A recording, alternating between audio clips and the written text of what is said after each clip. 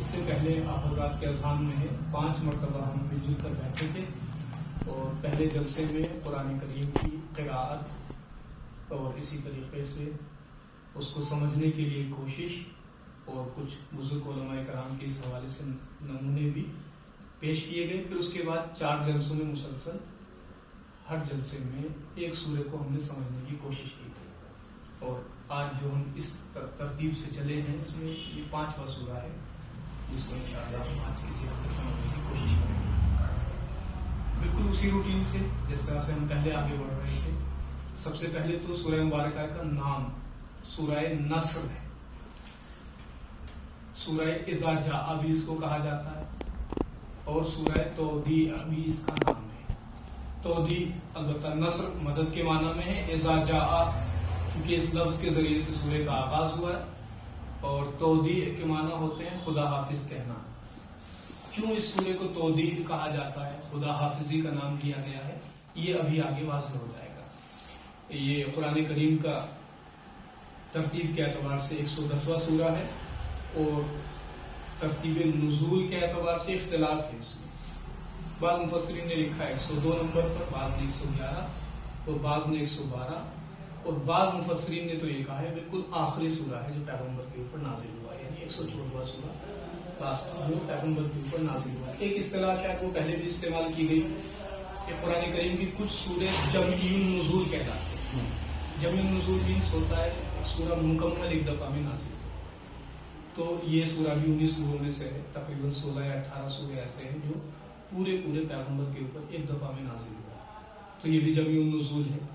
اور ایک مولا کی حدیث بھی ہے 8ویں امام علیہ السلام کی. آپ فرماتے ہیں کہ اقرأ بسم ربک پہلا سورہ ہے جو پیغمبر پر نازل ہوا, اور اسی حدیث میں ہے کہ سورہ نصر آخری سورہ ہے جو پیغمبر کے اوپر نازل ہوا. لیکن پھر بھی اختلاف ہے حدیث میں آنے کے باوجود بھی. اس اختلاف کو علامہ طباطبائی صاحب نے اس طریقے سے دور فرمایا ہے. وہ کہتے ہیں کہ سرکار امام رضا علیہ السلام نے جو کہا ہے کہ یہ آخری سورہ ہے, اس کا مطلب یہ ہے کہ یہ جمعی النزول سوروں میں سے آخری سورہ ہے. یعنی دوسری آیتیں بھی نازل ہوئی ہیں اس کے بعد, لیکن ایک جو مکمل سورہ نازل ہوا ہے وہ آخری یہ سورہ ہے.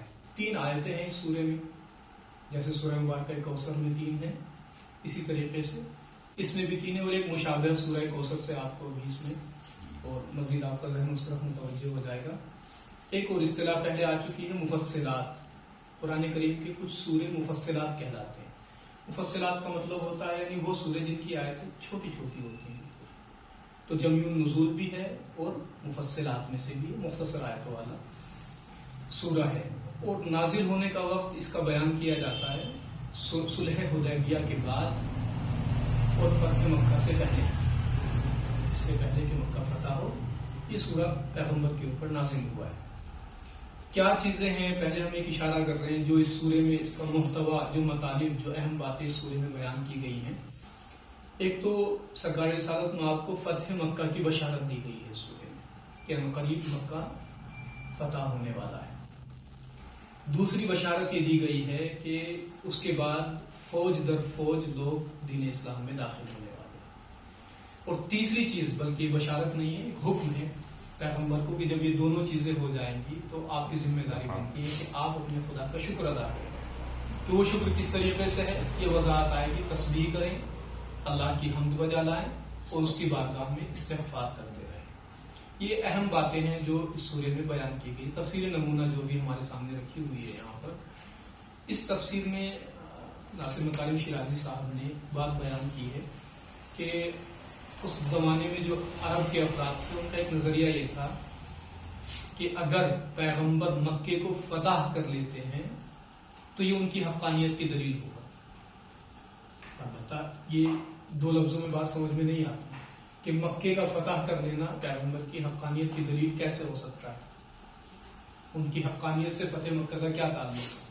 اس کی وضاحت انہوں نے اس طریقے سے کی ہے کہ عرب کے لوگوں کا خیال یہ تھا کہ اگر پیغمبر حق پر نہ ہوئے تو جس طریقے سے ابرہا نے کوشش کی تھی مکے کو فتح کرنے کی, تو کیونکہ وہ حق پر نہیں تھا تو اللہ نے, جیسا ابھی کلپ بھی چلائی ہوئی تھی آپ نے, ابابیل کا لشکر بھیج کر کے اس کے پورے لشکر کو نابود کر دیا تھا. لیکن اگر پیغمبر فتح کر پاتے ہیں تو یہ دلیل ہوگا اس بات کی کہ حق پر ہیں، وگرنہ خدا عالم نے جیسے ابراہ کے لشکر کو شکست دی ہے ان کو بھی شکست دے دے گا خدا عالم۔ تو وہ خود ایک ذہنیت ان کی بنی ہوئی تھی، دیکھتے ہیں کہ مکے کو فتح کر پاتے ہیں یا نہیں کر پاتے ہیں۔ اگر فتح کر لیا تو اس کا مطلب وہ حق پر ہیں اور خدا ان کے ساتھ ہے، وگرنہ خدا عالم خود اپنے گھر کی حفاظت کرنے والا ہے۔ میں نے عرض کیا کہ اس سورے کا ایک نام ہے تودیع۔ تودیع کے معنی بھی عرض کیے کہ خدا حافظی کے معنی میں۔ کیوں اس سورے کو تودیع کہا جاتا ہے، کیوں خدا حافظی کے معنی میں؟ اس کے حوالے سے روایت میں ملتا ہے کہ جب یہ سورہ نازل ہوا اور یہ بشارت دی گئی قریب بہت بڑی کامیابی ملنے والی ہے، فوج در فوج لوگ دین اسلام میں داخل ہوں گے، تو سب مسلمان بہت خوش ہو رہے تھے، سبھی خوش ہو رہے تھے۔ لیکن وہیں جناب ابن عباس بھی بیٹھے ہوئے ہیں، نہیں ابن عباس نہیں، جناب عباس ابن عبد المطلب بھی بیٹھے ہوئے ہیں، ان کی آنکھوں میں آنسو ہیں اس سورے کو سننے کے بعد۔ تو پیغمبر نے ان سے پوچھا کہ سب خوش ہو رہے ہیں، آپ کیوں رو رہے ہیں؟ تو انہوں نے بتایا کہ مجھے ایسا لگ رہا ہے کہ جیسے اس سورے کے نازل ہونے کے ذریعے سے آپ کی رحلت کی خبر دی گئی۔ ایک طرح سے اس سورے کا نازل ہونا ہمیں یہ سمجھا رہا ہے کہ آپ دنیا سے تشریف لے جائیں۔ کہ وہ کس طریقے سے؟ کہ پیغمبر اسلام کی اہم ترین ذمہ داری کیا ہے؟ اسلام کو عام کرنا ہے، اور اس سورے میں یہی بتایا گیا ہے کہ جب مکہ فتح ہوگا تو جوک در جوک لوگ دین اسلام میں داخل ہوں گے۔ اسی ذمہ داری کے لیے تو پیغمبر کو بھیجا گیا ہے، اور اسی ذمہ داری کی تکمیل کی خبر دی جا رہی ہے۔ تو اس کا مطلب جب ذمہ داری پوری ہو جائے گی تو آپ کو واپس بلا لیا جائے گا۔ تو پیغمبر نے ان کی بات کی تائید کی کہ ہاں تم نے صحیح سمجھا ہے، لہٰذا اس سورے کو سورہ تودیع یعنی خدا حافظی کے معنی میں بھی بیان کیا گیا ہے روایات میں۔ جو فضیلت میں اس کے ثواب بیان ہوئے، دو روایت میں فقط عرض کر رہا ہوں۔ اس سورے کو پڑھنے کا ثواب، یہ پہلی حدیث سرکار رسالت میں آپ سے ہے صلی اللہ علیہ وآلہ وسلم۔ آپ ارشاد فرماتے ہیں من قرأها فكأنما شهد مع رسول اللہ صلی اللہ علیہ وآلہ وسلم فتح مکہ۔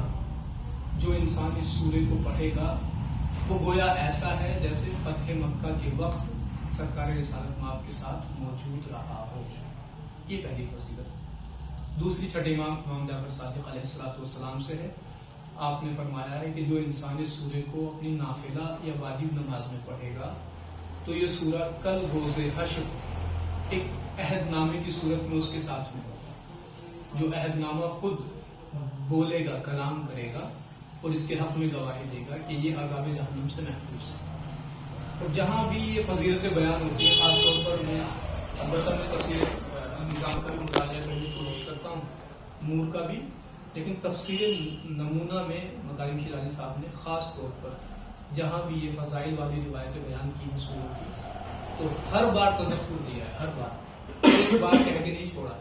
فضیلت بیان کرتے ہیں اور نیچے فوراً سے تذکر دیتے ہیں، ہوشیار کرتے ہیں کہ یہ فضیلتیں صرف زبان سے پڑھنے سے حاصل نہیں ہوتی، کہ انسان کا لقلقہ لسانی بنا رہے، فقط زبان سے کہتا ہے کہ نہیں، اصل سورے کے ہدف کو سمجھنا، اس کے مقصد کو سمجھنا اور اسے اپنی زندگی میں اتارنا ہے۔ جو اس پیغام کو اپنی زندگی میں عملی طور پر اتار لے گا تو ظاہر سی بات ہے پھر یہ فضیلتیں جو احادیث میں بیان کی گئی ہیں وہ اس کے انشاءاللہ شامل حال ہوں گی۔ سوال پڑھ لیتے ہیں۔ اللہم صل علی محمد وعلی محمد وعجل فرجہ۔ یہ اجمالی سا تعارف، انٹروڈکشن آپ کہہ لیجیے سورے کا تھا جو عرض کیا گیا۔ اب تفسیر کے مرحلے میں آگے بڑھتے ہیں۔ تفسیر میں تقریباً آپ حضرات جتنے بھی یہاں موجود ہیں اور سبھی کا ذہن جو ہے معنی کی طرف متوجہ ہے، لیکن ہم تبرکاً ترجمہ کر لیتے ہیں تفسیر کی جانب جانے سے پہلے۔ بسم اللہ الرحمن الرحیم۔ شروع اللہ کے نام سے جو بہت رحم فرمانے والا، بہت مہربان ہے۔ پہلی آیت میں اذا جاء نصر اللہ والفتح۔ اب جو ترجمہ یہاں کیا گیا میں وہی پڑھ رہا ہوں۔ جب خدا کی مدد اور کامیابی آ پہنچے، وَرَأَيْتَ النَّاسَ يَدْخُلُونَ فِي دِينِ اللَّهِ أَفْوَاجًا، اور آپ دیکھیں کہ لوگ گروہ در گروہ خدا کے دین میں داخل ہو رہے ہیں۔ جب یہ دو چیزیں ہو جائیں، یعنی اللہ کی مدد آ جائے اور کامیابی آ جائے، اور آپ دیکھیں کہ لوگ دین الہی میں یعنی اسلام میں گروہ در گروہ داخل ہو رہے ہیں، حکم ہے فسبح، پس آپ اپنے پروردگار کی تسبیح کریں بحمد کا حمد کے ساتھ، واستغفرہ اور اس کی بارگاہ میں طلب مغفرت کریں، انہ کان توابا کہ بے شک خداوند عالم بہت زیادہ معاف کرنے والا اور توبہ کو قبول کرنے والا ہے۔ یہ ایک آسان سا ترجمہ تھا جو ہم نے اسی کی مدد سے آپ کی خدمت میں پیش کیا ہے۔ تفسیر کے مرحلے میں بڑھنے سے پہلے دیکھیں 3 پیشین گوئیاں ہیں۔ یہ پہلے عرض کیا جا چکا ہے کہ قرآن کریم کے جو اعجاز کے رخ ہیں معجزہ ہونے کے، وہ قرآن کئی اعتبار سے معجزہ ہے۔ بعض غیب کی خبریں دی ہیں اس اعتبار سے معجزہ ہے جو متحقق ہوئی ہیں، اس پر تفصیل سے پہلے بات ہو چکی ہے۔ اور بھی کئی جہات ہیں، انشاءاللہ انہیں ان کے مناسب موقع پر عرض کیا جائے گا، لیکن ابھی یہ 3 پیشین گوئی۔ سب سے پہلی ہے کہ فتح مکہ، عنقریب مکہ فتح ہونے والا ہے۔ البتہ اس کے بارے میں بحث ہے، شاید میں بھی آپ کے بارے میں عرض کروں، کیونکہ اگر آپ نے بھی توجہ کی ہو تو یہاں مکے کا کہیں تذکرہ نہیں ہے، بلکہ اذا جاء نصر اللہ، جب اللہ کی مدد آئے، والفتح، بس فتح، مکے کا کہیں تذکرہ نہیں۔ لہذا ایک بحث مفسرین میں یہ بھی ہوتی ہے کہ فتح مکہ اس کو کیوں کہا جاتا ہے۔ وہ واضح سی بات ہے، قرآن نے تو ایک عام اور مطلق فتح کا تذکرہ کیا ہے، لیکن یہ قرائن اور اس وقت کے واقعات سے سمجھ میں آتا ہے کہ یہ فتح مکہ کی ہی بات ہوتی ہے۔ تو پہلی تو بس پہلی تو فتح مکہ ایک پیشین گوئی ہے۔ دوسری پیشین گوئی ہے کہ جب یہ فتح واقع ہوگی تو آپ دیکھیں گے لوگ فوج در فوج، پھر ایک ایک آدمی نہیں اسلام لائے گا، بلکہ گروہ گروہ کر کے لوگ ہیں وہ دین اسلام میں داخل ہوں گے۔ اور تیسری پیشین گوئی وہی جو روایت سے میں نے عرض کی، سورہ کا نام ہے سورہ تودیع، یعنی ایک طرح سے رحلت پیغمبر کی خبر بھی لے کر کے آیا ہے صبح کہ ہم قریب پیغمبر اور مسلمانوں کے درمیان سے رخصت ہونے والے ہیں۔ اور جیسا کہ اس سورے کے نازل ہونے کے بعد پیغمبر فقط 2 ہی سال زندہ رہے، کیونکہ سن 8 ہجری میں فتح مکہ کا واقعہ پیش آیا، اس کے بعد بس پھر 9 اور 10 اور سن 11 ہجری میں حضور کی رحلت ہو جاتی ہے۔ تو 3 پیشین گوئیاں بھی ہیں۔ اب ان 3 آیتوں میں اگر ہم تھوڑا سا اور توجہ کریں، سب سے پہلی چیز دیکھیے اذا جاء نصر اللہ، نصر یعنی مدد۔ یہ نہیں کہا کہ اذا جاء نصر مدد آئے، بلکہ کہا نصر اللہ، الہی مدد کا تذکرہ ہے۔ یعنی ہم اپنی طالب علمانہ زبان میں کہتے ہیں نصر کو اللہ کی طرف مضاف کیا گیا، نسبت دی گئی، مدد الہی کا تذکرہ ہے۔ مکاری صاحب نے یہاں ایک توجہ دلائی ہے کہ یہ جو نصرت خدا کا تذکرہ ہے، البتہ بہت ساری آیات میں ہے، کچھ آیتیں میں ریکارڈ بھی کی ہوئی، جیسے الا ان نصر اللہ قریب، آگاہ ہو جاؤ کہ اللہ کی جانب سے آنے والی مدد قریب ہے، قریب پہنچنے والی ہے۔ یا سورہ انفال میں ہے جیسے وَمَن النَّصْرُ إِلَّا مِنْ عِنْدِ اللَّهِ، مدد صرف اور صرف اللہ کی جانب سے۔ تو یہ بھی ایک اہم پیغام ہے توجہ کرنے والا کہ نصر کو اللہ کی جانب نسبت دی گئی ہے، اور دوسری آیات سے بھی اس بات کو تائید ملتی ہے کہ مدد صرف اور صرف اللہ کی جانب سے آتی ہے۔ علیکم السلام ورحمۃ اللہ۔ البتہ یہ چیز الگ ہے، مدد ہم تک پہنچانے کے ذریعے الگ الگ متعدد ہو سکتے ہیں، لیکن اس طرف ہمیں متوجہ رہنا چاہیے۔ اور عام طور پر ہم سبھی جو ہے کہیں نہ کہیں دشمنوں سے ہمارا مقابلہ رہتا ہے، اس مقابلے کے لیے آمادگی کرنا بھی ہماری ذمہ داری ہے، خود کو مضبوط کرنا، خود کو قوی کرنا، اس کے لیے پروگرامنگ کرنا۔ لیکن اس سب کے بیچ خود کو مضبوط کرتے ہوئے پروگرامنگ جو بھی ہم کر رہے ہیں دشمن کے مقابلے کے لیے، یہ بات ہمارے ذہن سے یعنی اس میں غفلت نہیں ہونی چاہیے ہم سے کہ ہم کتنی بھی آمادگی کر لیں، کتنا بھی خود کو مضبوط بنا لیں، کتنا بھی اپنی تقویت کر لیں، اصل چیز جو ہماری کامیابی کا ذریعہ بنے گی وہ اللہ کی مدد ہے، نصر اللہ، اس کی جانب سے ہماری توجہ نہیں ہٹنی چاہیے۔ لہٰذا اس آیت میں بھی البتہ ایک اہم چیز اور بھی ہے یہاں،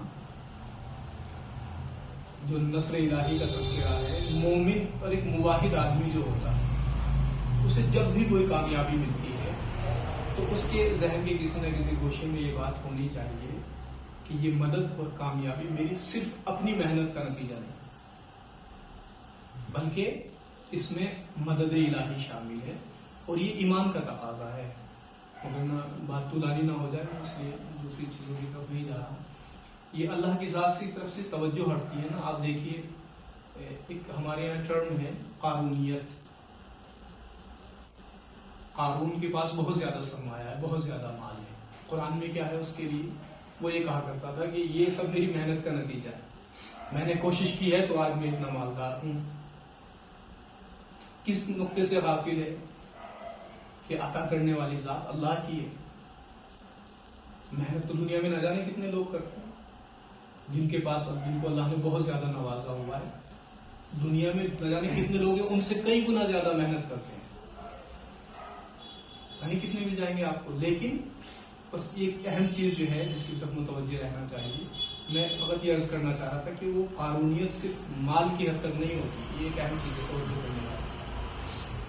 وہ تو مال کے لیے کہہ رہا ہے کہ مجھے محنت سے حاصل ہوا ہے تو بس میرا ہے, اور بھول گیا ہے کہ عطا کرنے والا خداوند عالم ہے. یہ چیز ہر فیلڈ میں ہو سکتی ہے, ہر جگہ پر پیش آ سکتی ہے. میں اپنے اوپر مثال دوں. مثال میں ایک طالب علم ہوں, میں صبح شام محنت کر کے متعدد کتابیں پڑھ کے تھوڑا سا دوسروں کی نسبت تھوڑا سا ہو سکتا ہے کامیاب ہو جاؤں, علم میرے پاس زیادہ ہو جائے.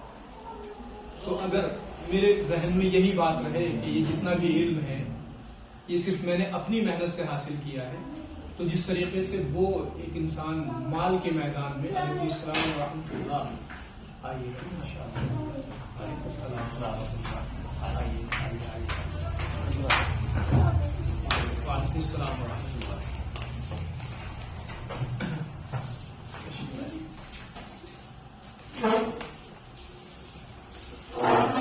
تو خیر عرض میں کر رہا تھا کہ جس طریقے سے مال کے میدان میں قارون خدا کی ذات سے غافل ہو کر کے اس مقام تک پہنچ رہا ہے, اسی طریقے سے یہ چیز ہر فیلڈ میں پیش آ سکتی ہے. چاہے علم کا میدان ہو, محنت کے بلبوتے پہ ہم کہہ سکتے ہیں, یہ البتہ یہ کسی بزرگ کی تعبیر ہے, ہماری اپنی نہیں, کہ محنت کر کے دن رات پڑھ لکھ کر کے شاید مجتہد بن جاؤں. اور اگر میری زبان پہ یہی بات آتی رہے کہ میں نے اتنا وقت لگایا ہے, اتنی محنت کی ہے, دن رات ایک کر کے رکھ دیا ہے, بہت سی قربانیاں دی ہیں, تب جا کر کے میں اس منزل پر پہنچاؤں, تو جس طریقے سے وہ خدا سے غافل ہونے کی بنیاد پر مال کی فیلڈ میں قارون بن رہا ہے, اسی طریقے سے علم کے میدان میں قارون ہو جائے. اور اسی طرح سے ہم دوسری مثالیں دیکھ سکتے ہیں. تو بس یہ اہم چیز, اہم پیغام یہ ہے کہ مدد, جیسا قرآن میں لکھا ہے وَمَا النَّصْرُ إِلَّا مِنْ عِنْدِ اللَّهِ, مدد صرف اللہ کی جانب سے آتی ہے.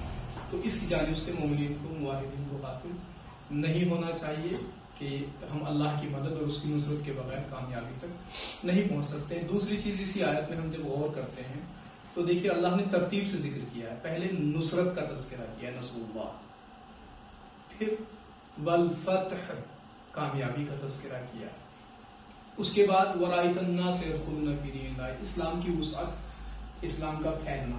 یہ تین چیزیں ترتیب سے ذکر کی ہے, یعنی ان میں ایک ایسا رابطہ پایا جاتا ہے, اسی ترتیب سے ہیں. سب سے پہلے اللہ کی مدد ہے تو کامیابی ہے, کامیابی ہے تو اسلام پھیل رہا ہے, اس کی وسعت ہو رہی ہے. جیسا کہ تفسیر نمونہ میں لکھا, ان کے درمیان میں جو ہے علت و معلول ہم کہتے ہیں, سبب اور مسبب والا رابطہ پایا جاتا ہے. یہ سب ایک دوسرے کے لیے سبب بنتی ہیں. اب وہی ایک چیز جو میں نے شروع میں بھی عرض کی کہ یہاں یہ دونوں, یہ لفظ فتح کہتے ہیں مطلق ذکر ہوا ہے, معین نہیں کیا گیا کون سی کامیابی کی بات ہے, بس کہا گیا کامیابی. لیکن یہ تفاصیل میں پڑھنے سے, قرائن و شواہد سے پتہ لگتا ہے کہ یہ فتح مکہ کی بھی بات ہو رہی ہے. ایک سوال پڑھ لیتے ہیں.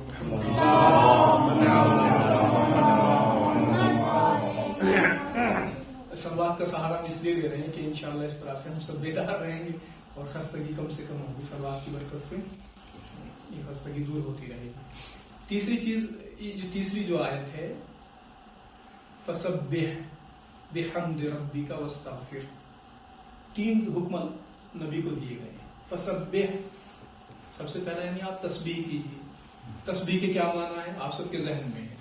تسبیح کا مطلب ہوتا ہے یعنی اس بات کا اقرار و اعتراف کرنا کہ اللہ کی ذات ہر برائی سے پاک و پاکیزہ ہے. ہم کہتے ہیں سبحان اللہ. سبحان اللہ کا مطلب یہی ہے کہ یعنی خداوند عالم ہر برائی, ہر نقص اور ہر طرح کی کمی سے پاک و پاکیزہ ہے. تو باقاعدہ پیغمبر کو حکم کہ آپ تسبیح کیجیے، یعنی اس بات پر اقرار و اعتراف کیجیے، دہرائیے اس چیز کو کہ اللہ کی ذات ہر چیز سے پاک و پاکیزہ ہے. پھر ہے بحمدک. حمد کسے کہتے ہیں؟ حمد کا مطلب ہے اللہ کے صفات کمال کا ذکر کرنا، جو صفات اللہ کے اندر پائے جاتے ہیں. ابھی آپ دیکھیں گے باقاعدہ پیغمبر نے اس کے اوپر کس طریقے سے عمل کیا ہے اور آپ نے کس طریقے سے اس کے لیے اہتمام بھی کیا ہے. پھر واستغفر، تیسرا حکم ہے. دیکھیے کب مدد بھی آ گئی، کامیابی بھی مل گئی، اس کے بعد مسلمان بھی ہو رہے ہیں لوگ. پھر حکم دیا جا رہا ہے کہ شکرانے کے طور پر تسبیح کیجیے، حمد خدا بجا لائیے، واستغفر، اور اللہ کی بارگاہ میں استغفار کرتے رہیے، مغفرت طلب کرتے رہیے. مغفرت کی معنی، استغفار کے معنی بھی واضح ہے، اس کی وضاحت کی ضرورت نہیں ہے. لیکن ایک چیز ہے یہاں پر کہ کیا راز ہو سکتا ہے کہ اللہ نے اپنے نبی کو حکم دیا کہ آپ تسبیح بھی کریں، حمد بھی بجائیں، علیہ السلام، اور استغفار بھی کریں. تفاسیر کی کتابوں میں اس چیز کا جواب دیا گیا ہے کہ دیکھیے عام طور پر جب بھی انسان کو کامیابی ملتی ہے، کیسے نہیں آتا، جب بھی انسان کو کامیابی ملتی ہے، انسانی مزاج کو آپ نظر میں رکھیں، جب بھی کامیابی ملتی ہے تو دو چیزیں ہیں جو انسان کے لیے پیش آتی ہیں. جب ایک انسان کسی بھی فیلڈ میں کامیاب ہوتا ہے تو یا تو غرور میں مبتلا ہو جاتا ہے یا پھر اس کے یہاں انتقام کا جذبہ اٹھ رہا ہے. جیسے کوئی کمپٹیشن ہے، کسی سے مقابلہ تھا، ایک آدمی جب کامیاب ہو جاتا ہے، دو میں سے یا دو گروہوں میں سے ایک گروہ کامیاب ہو جاتا ہے تو کامیاب ہونے والے کے لیے دو چیلنج پیش آتا ہے. یا تو وہ غرور کا شکار ہو جاتا ہے، گھمنڈ آ جاتا ہے کہ ہم کامیاب ہیں، اور دوسرا ساتھ ساتھ انتقام، وہ بدلہ لینا چاہتے ہیں جس کو ہرایا، جس کو شکست ملی اس کو. تو اس چیز کے پیش آنے کا ایک عام امکان پایا جاتا ہے، غرور بھی اور اسی طریقے سے انتقام بھی. تو ناصر مکارم شاہ صاحب نے لکھا ہے اس چیز کو کہ جو حکم دیا گیا ہے فسبح بحمد ربک واستغفر، اس کا ایک راز یہی ہے تاکہ البتہ پیغمبر تو ان صفات سے بری ہیں، لیکن پیغمبر کے ذریعے سے یہ پیغام پوری امت مسلمہ کو پہنچ رہا ہے کہ جب بھی کبھی کامیابی ملے تاکہ تم غرور میں مبتلا نہ ہو جاؤ یا اپنے مد مقابل سے انتقام نہ لینے لگو. اس سے بچنے کا بہترین راستہ یہ ہے کہ کامیابی ملنے پر آپ کیا کریں، اللہ کی تسبیح کریں، حمد خدا بجا لائیں اور اللہ کی بارگاہ میں استغفار کرتے رہیں. ان تینوں چیزوں کا نتیجہ یہ ہے کہ انسان ان دو جو بری صفات کا ذکر کیا گیا ہے، غرور اور اسی طریقے سے انتقام، اس جذبے سے وہ محفوظ ہو جائے گا. سوال کرتی ہوں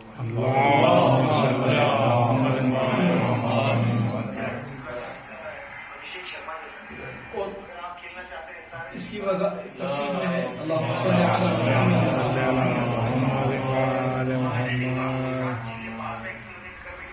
کہ اس سورے کے نازل ہونے کے بعد ایک تو خاص ورد ہے جو تفاسیر کی کتابوں میں ذکر کیا گیا ہے کہ عام طور پر مسلسل پیغمبر کی کوشش ہوتی تھی کہ آپ اس ورد کو فرمایا کرتے تھے. آپ اس کو نظر میں رکھیں، ذہن میں رکھیں، تیسری آیت کو، اور پھر اس ورد کو سنیے. پیغمبر پڑھا کرتے تھے سبحانک اللہم وبحمدک اللہم اغفر لی انک انت التواب الرحیم. حکم دیا گیا سبح، آپ پڑھتے تھے سبحانک اللہم، یعنی تسبیح کر رہے ہیں اللہ کی. کہا گیا بحمد ربک تو پڑھتے تھے وہ بحمدک، وہی حمد الہی. اور پھر ہے استغفار کا حکم ہے اللہم اغفر لی انک انت التواب الرحیم، خدایا ہمیں مغفرت فرما کہ بے شک تو بہت زیادہ توبہ و قبول فرمانے والا اور رحم فرمانے والا. اور میں آج ہی آتے ہوئے میں نے راستے میں اطلاع جوانی عالم صاحب کے دروس ہیں آن لائن جس میں انہوں نے تفسیر بیان کی ہے، سورے کی تفسیر لگانی تھی تو زیادہ نہیں سن پائے، لیکن وہ اسی نقطے کو بیان کر رہے تھے کہ اس سورے کے نازل ہونے کے بعد اور خاص طور پر فتح مکہ کے بعد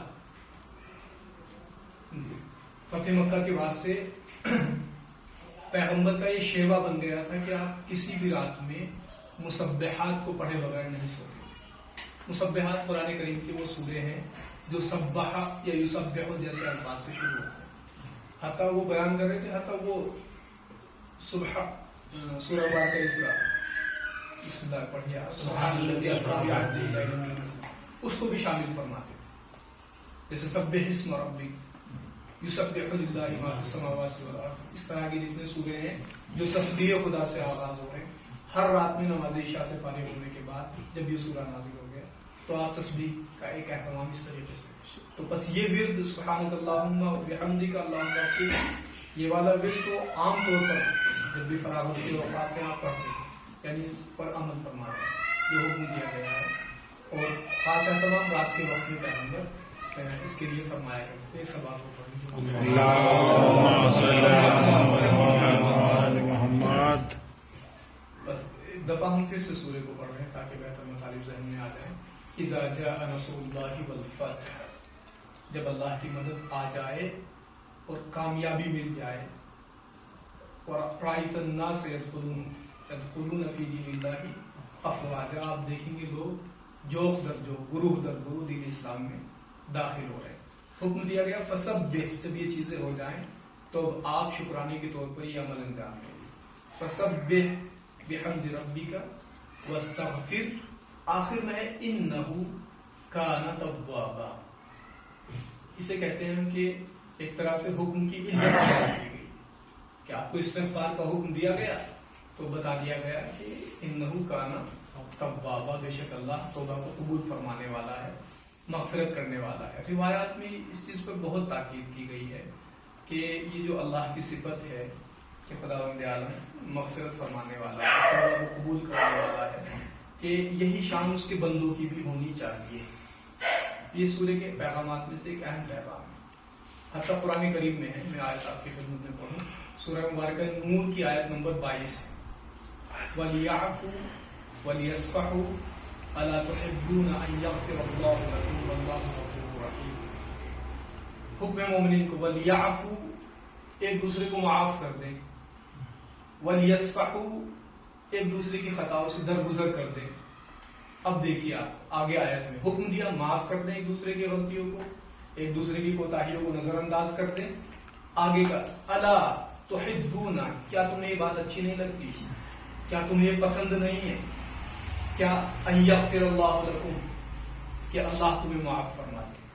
پہلے ہمیں حکم دیا کہ ایک دوسرے کی غلطیوں کو معاف کرو، درگزر کرو، اور پھر بتایا کیا تم لوگوں کو یہ بات پسند نہیں ہے کہ یغفر اللہ لکم، کہ اللہ تمہیں معاف فرما دے. یعنی ان دونوں میں ایک رابطہ قرآن نے بیان کیا ہے کہ اگر تم ایک دوسرے کے ساتھ درگزر سے کام لو گے، ایک دوسرے کی غلطیوں کو معاف کرو گے، کوتاہیوں کو نظر انداز کرو گے، اس کا نتیجہ کیا ہے؟ ثابت ہے کہ خداوند عالم بھی تمہاری خطاؤں کو، تمہارے گناہوں کو، تمہاری غلطیوں کو نظر انداز فرمائے گا اور تمہاری مغفرت کرے گا. بس ایک ہمیں جو فکر لاحق رہتی ہے نا کہ ہمارے گناہوں کی مغفرت کس طریقے سے ہو، ہم کیسے خدا کو راضی کریں، تو اس کا ایک راستہ قرآن کریم نے یہ بیان فرمایا ہے.